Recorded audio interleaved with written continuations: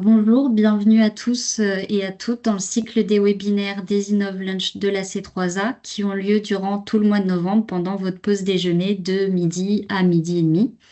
Ce cycle de webinaires a pour but de vous faire découvrir 7 projets européens lors de 9 webinaires différents, donc en lien avec l'agriculture, la bioéconomie, les énergies renouvelables, les PSE, etc. On reviendra ensemble sur le programme en fin de webinaire. Donc aujourd'hui, je suis en charge de lancer le webinaire du jour.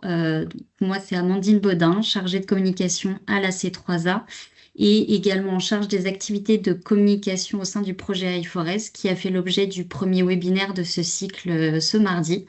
D'ailleurs, n'hésitez pas à aller regarder le replay sur la chaîne YouTube de la C3A si vous l'avez manqué. Donc le sujet du jour, comme je le disais, c'est donc le projet Stratus qui va nous être présenté par Jean-Philippe Bernard de la Chambre interdépartementale d'agriculture de la Charente-Maritime et des Deux-Sèvres. Avant de commencer, quelques points à passer en revue. Donc sachez que tous les webinaires sont enregistrés et seront disponibles sur la chaîne YouTube de la C3A. Par défaut, vos micros et caméras sont coupés, seuls le ou les intervenants sont à l'image.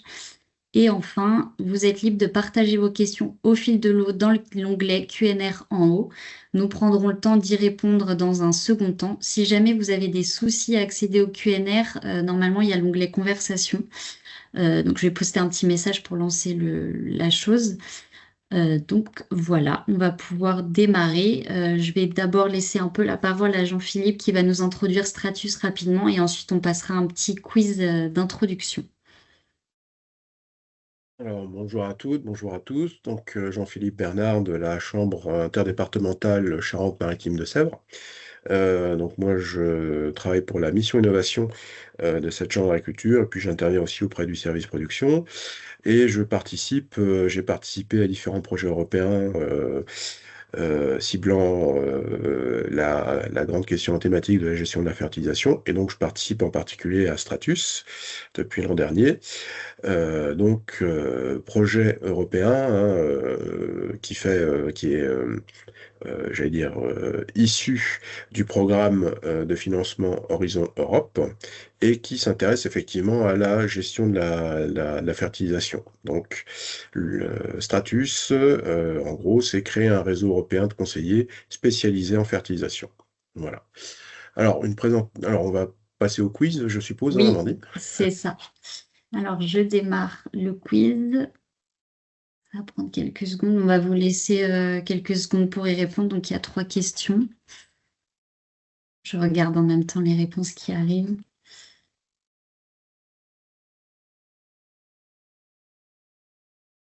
Bon, on va pouvoir passer aux réponses et aux petites explications. Donc, je te relaisse la main, Jean-Philippe. Merci. Donc, la première question, c'est une petite question, on va dire, technique sur la part des apports en potassium, hein, puisque donc, le potassium est un des 3 éléments fertilisants majeurs. On s'occupe souvent de l'azote.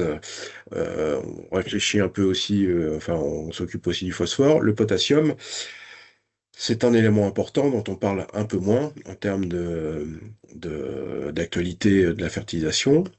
Et comme en ce moment, on est beaucoup sur la question de la consolidation des accès et de la fourniture en éléments fertilisants, donc dans le cadre du potassium, il faut savoir que les effluents d'élevage participent de façon conséquente aux apports de potassium, puisque ça représente donc 65% des apports totaux connus.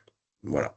Quand je dis connu, c'est connu référencé par l'Observatoire de la fertilisation, qui est géré par les deux syndicats professionnels, donc l'UNIFA et la FAIA.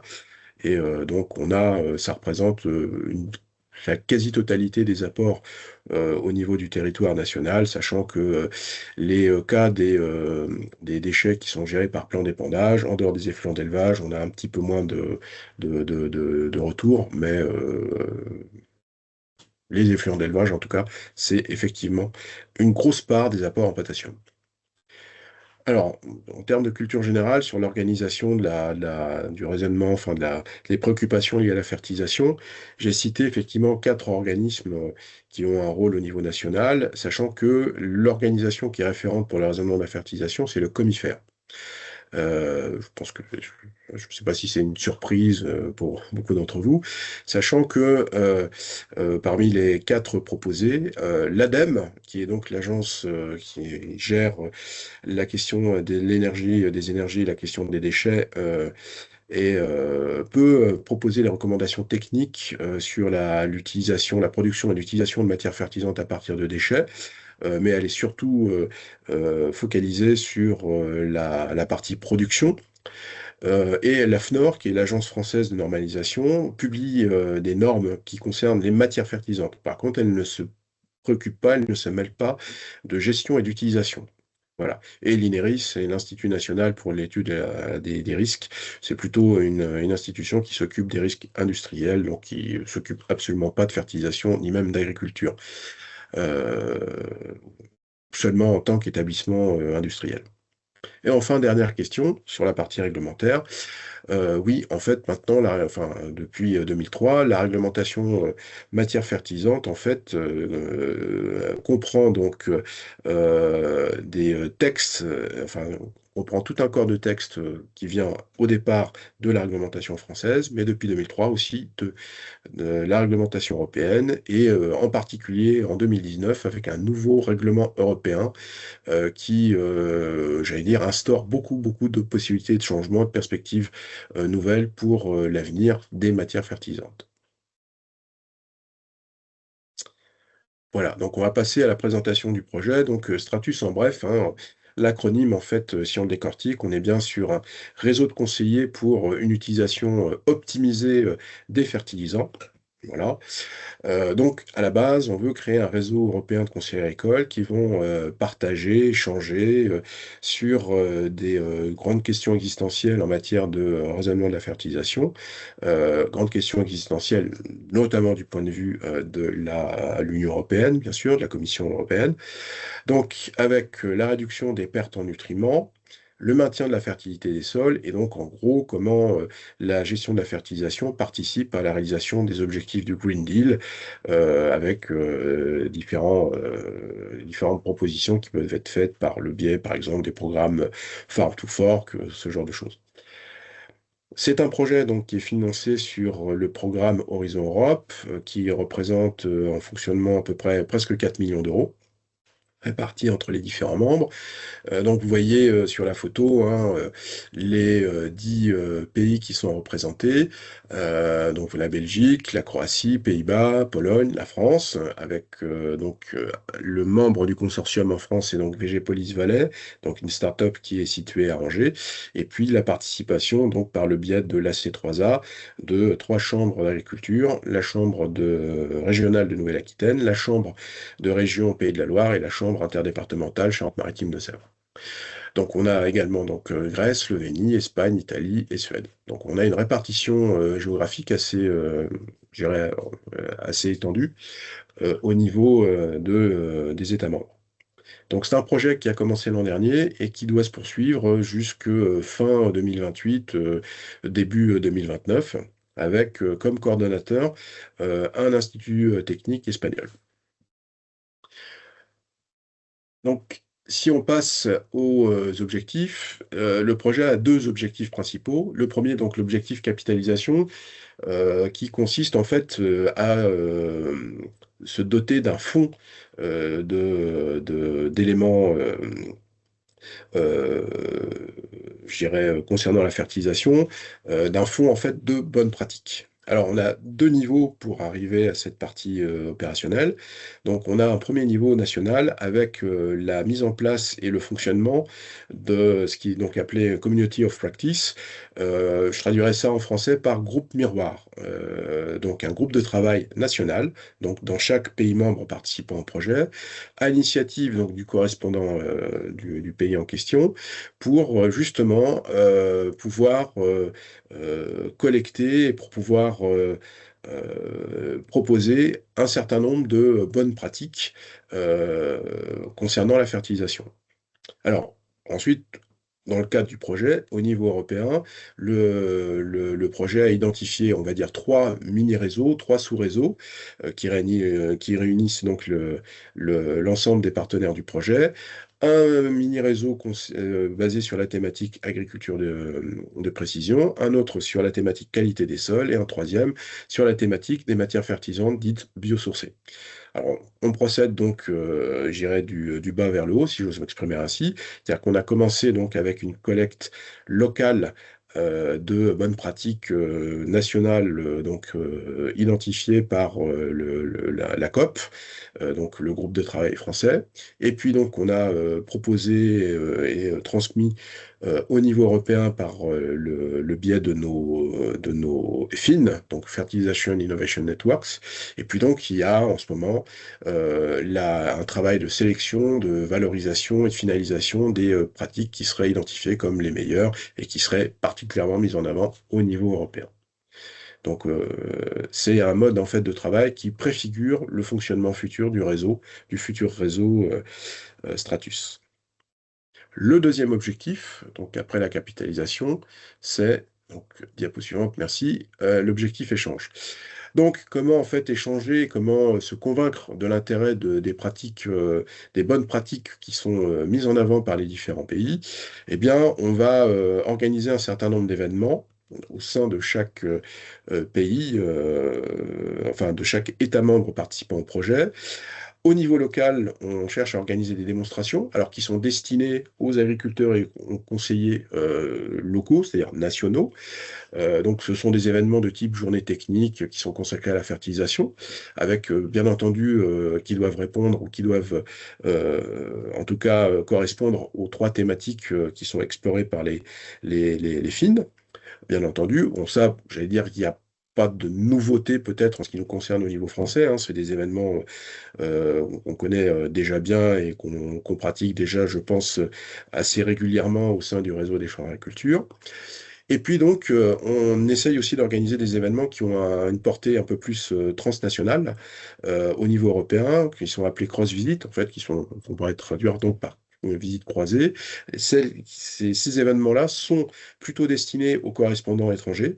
Donc, on organise des événements qui vont être destinés à nos correspondants des autres États membres et qui sont organisés, bien entendu, localement au niveau national par les correspondants du pays concerné et qui vont montrer comment, au niveau de notre pays, on gère ou on propose ou on conduit les pratiques qui ont été identifiées comme bonnes pratiques au niveau du réseau. Donc voilà en gros ce qu'est Stratus. Si vous voulez en savoir plus, vous pourrez trouver donc sur cette diapositive les liens qui sont mis en place au fur et à mesure par le correspondant qui s'occupe de la communication dans ce projet. Donc vous voyez qu'on a effectivement, on occupe les réseaux sociaux puisqu'il y a donc des liens LinkedIn, XCOM, YouTube, Instagram.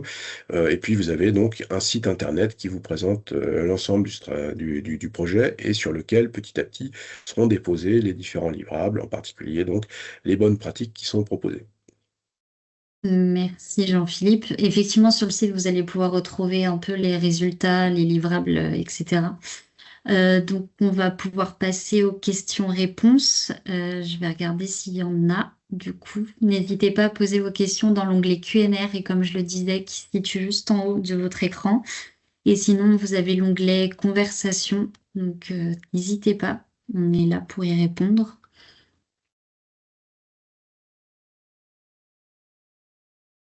J'ai pas l'impression qu'on a de questions. Ah, si, il y a une question qui a popé. Comment peut-on voir le développement et déterminer l'utilité réelle de ce réseau? Ah, ouais, c'est la question existentielle. Alors, D'abord parce que, il aura une existence propre par le biais de son site internet. Donc je pense que, le développement de ce réseau sera, aussi, lié, au nombre de références, documentaires ou de références de médias, des différents médias qu'on pourra trouver dessus. Ou de liens qu'on pourra trouver, dessus surtout, qui, à mon avis, renverront sur d'autres sites, de type YouTube, par exemple, pour des vidéos qui concernent la fertilisation, ce genre de choses. Donc ça, c'est un 1er point. Le deuxième point, alors qui à mon avis va être le plus délicat à travailler, qui sera le plus difficile, c'est aussi d'arriver à intégrer, ce réseau et ces échanges dans notre fonctionnement national, officiel. Pour moi, ce sera aussi comment avec au niveau français, avec l'institution Comifère, et éventuellement avec les différents établissements qui, s'occupent de fertilisation. Donc je pense à nos instituts techniques comme Arvalis, comme l'ITAB, comme Terrinovia, j'allais dire le Cetium, voir comment effectivement eux-mêmes pourront, s'intégrer dans le fonctionnement de ce type de réseau et quelle sera la portée et je dirais l'intensité des échanges qu'on pourra avoir par le biais de ce réseau. Pour l'instant, j'ai pas de réponse précise, enfin plus précise que ça à vous proposer, puisque justement ça fait partie du travail, en question d'arriver à vraiment, rendre ce réseau, et connu, et porteur de suffisamment d'informations, de suffisamment d'éléments.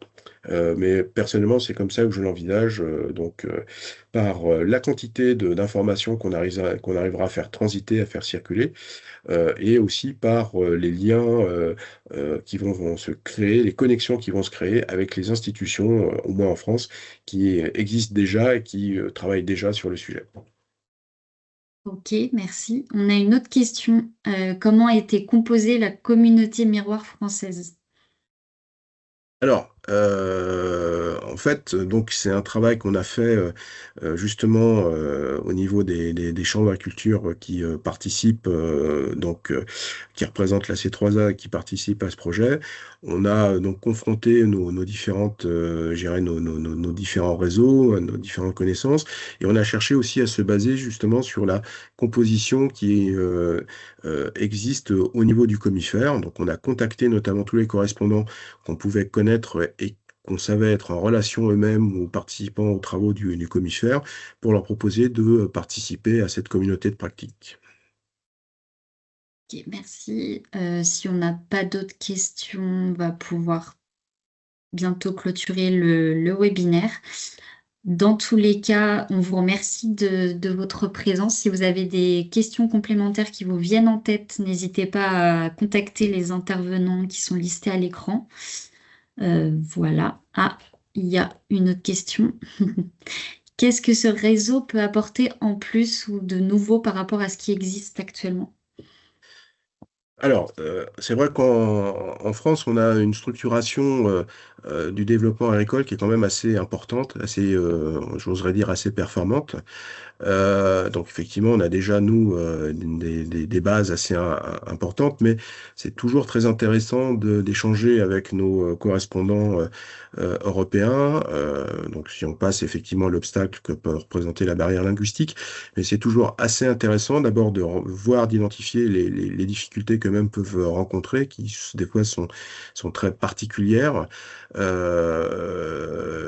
de voir donc les réponses et les solutions qu'ils ont pu mettre en place pour, y répondre, parce que c'est toujours une source d'inspiration, aussi bien technique que, j'oserais dire politique, c'est-à-dire réglementaire, pour voir, j'irais à voir et à envisager dans notre propre contexte, national.